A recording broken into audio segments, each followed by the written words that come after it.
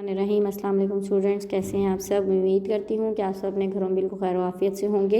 Universal high school ने corona problem की वजह से ऑनलाइन लेक्चर का आगाज़ किया है। उस हवाले से मैं आप लोगों की जनरल साइंस की टीचर मिस बेनिश क्लास 7 से ये मेरा लेक्चर नंबर 22 है। लेक्चर नंबर 21 में हम लोग chapter number 6 structure of an atom का last topic 6.7 law of constant composition पढ़ा था, जिसमें हमने पढ़ा था जिसमें जो ये कानून है वो ये बताता है कि किसी भी चीज़ की कंपोजिशन जो है वो हमेशा सेम रहती है। बेशक उस चीज़ को हासिल करने के ज़राए जो हैं वो डिफरेंट हो सकते हैं, यानी कि पानी को जैसे डिफरेंट ज़रियों से हासिल किया जा सकता है, लेकिन उसकी जो कंपोजिशन है यानी कि उसका जो फार्मूला है H2O वो हमेशा सेम रहेगा। इसी तरह कार्बन डाइऑक्साइड का भी ज़राए जो हैं वो डिफरेंट हो सकते हैं, यानी कि कार्बन डाइऑक्साइड प्लांट के ज़रिए भी हासिल होती है, किसी चीज़ के जलने से भी हासिल होती है। इसी तरह ज़रिए जो है वो डिफरेंट होते हैं, लेकिन उसकी कंपोजिशन जो है यानी कि उसकी जो बनावट है वो कभी भी चेंज नहीं होती। यानी कि उसका मॉलिक्यूल जो है हमेशा कार्बन का एक एटम और ऑक्सीजन के 2 एटम मिलकर ही कार्बन डाइऑक्साइड बनाते हैं। इसके साथ मैंने आप लोगों को एक होमवर्क दिया था जिसमें क्वेश्चन नंबर 4 आप लोगों ने करना था, state the law of constant composition and give example. इसका आंसर था the law state that the composition of the compound is always same regardless of how the compound was made और obtain. Example है इसकी, water can be obtain from many sources but it composition is always the same. There are 2 atom of oxygen and 2 atom of hydrogen and 1 atom of oxygen present in the molecule of water. ये आप लोगों का question number 4 का answer था। उम्मीद करती हूँ कि तमाम बच्चों ने अपना होमवर्क कर लिया होगा, लेकिन अगर किसी बच्चे को कोई प्रॉब्लम आई है तो आप काइंडली यहाँ से अपना होमवर्क टैली कर लें और उसको करेक्ट कर लें।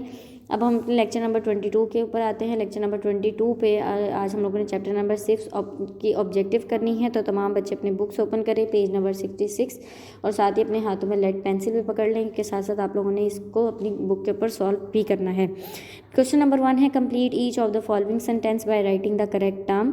नंबर 1 है, 2 और मोर atom of the same element with the same number different number of neutron, यानी कि किस ऐसा एलिमेंट जिसके एटॉमिक नंबर तो सेम होता है लेकिन एटॉमिक मास नंबर जो है वो डिफरेंट होता है, उसको हम क्या कहते हैं, that is called the isotopes. Number 2 है, the atom particles with no charges, वो एटम पार्टिकल जिसके ऊपर कोई चार्ज नहीं होता, that is called the neutron, neutron के ऊपर कोई चार्ज नहीं होता। नंबर 3 है, it is the number of proton in an atom, यानी एटम के अंदर प्रोटॉन की तादाद जो है वो कहलाती है एटॉमिक नंबर, तो इसके आगे आप लोग एटॉमिक नंबर लिखोगे। नंबर 4 है, एन एटम विद पॉजिटिव और negative charges it's called ion, ये आयन की डेफिनेशन है।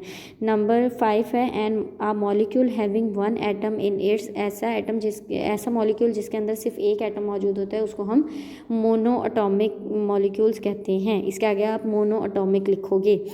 उसके बाद क्वेश्चन नंबर 2 की तरफ आते हैं। In circle the correct answer in the following. पहला है, an atom has no overall charges if its contain equal number of, उन्होंने कहा कोई भी एटम जो है उसके ऊपर कोई भी चार्ज नहीं होता अगर वो उसके अंदर कौन सी 2 चीज़ें इक्वल होंगी। Number A electron and neutron, number B electron and proton, number C proton and neutron, number D protons and neutrons. तो इसका आंसर बनता है ऑप्शन बी, इलेक्ट्रॉन और प्रोटॉन। इलेक्ट्रॉन के ऊपर नेगेटिव चार्ज होता है, प्रोटॉन के ऊपर पॉजिटिव चार्ज होता है, दोनों चार्जेस आपस में एक दूसरे को कैंसिल आउट कर देते हैं, जिसकी वजह से एटम जो है वो न्यूट्रल हो जाता है।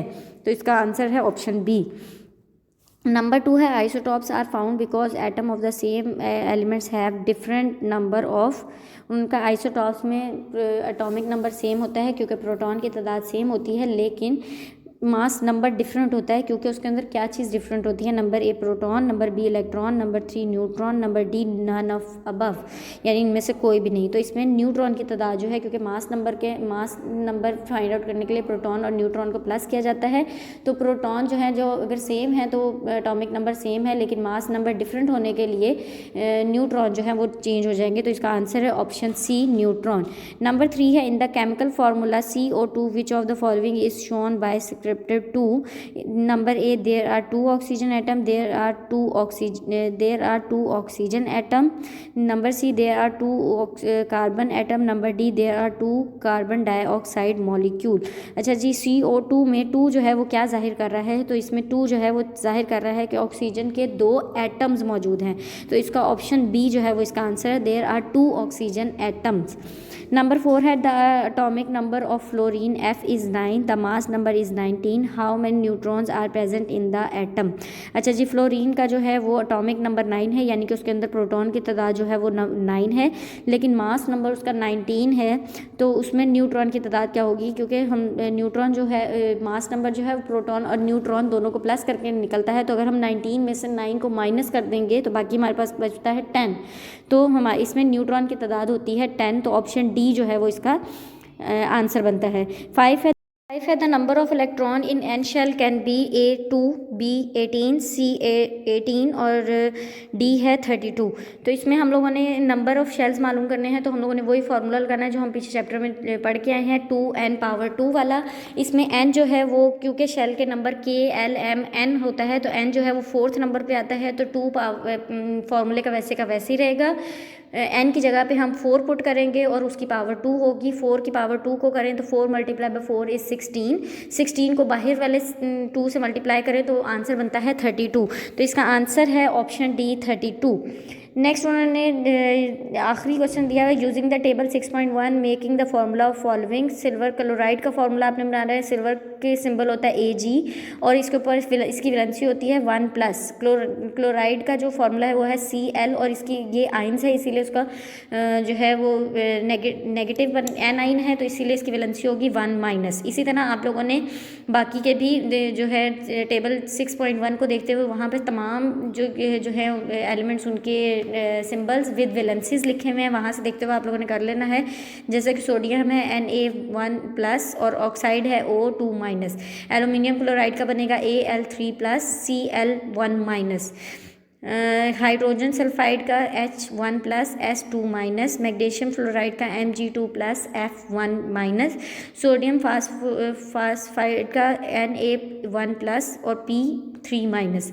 ये जो है आप लोगों के फार्मूला जो हैं वो आप लोग टेबल 6.1 से देखकर उसको अपनी बुक के ऊपर करेंगे।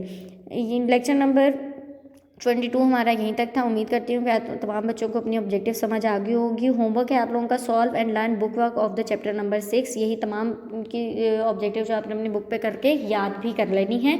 लेक्चर नंबर 23 में इंशाल्लाह हम लोग इसी chapter number 6 structure of an atom के शॉर्ट क्वेश्चन आंसर करेंगे। अल्लाह पाक आपको और आपके घर वालों को अपने ज़ुबान में रखे। अल्लाह हाफिज़।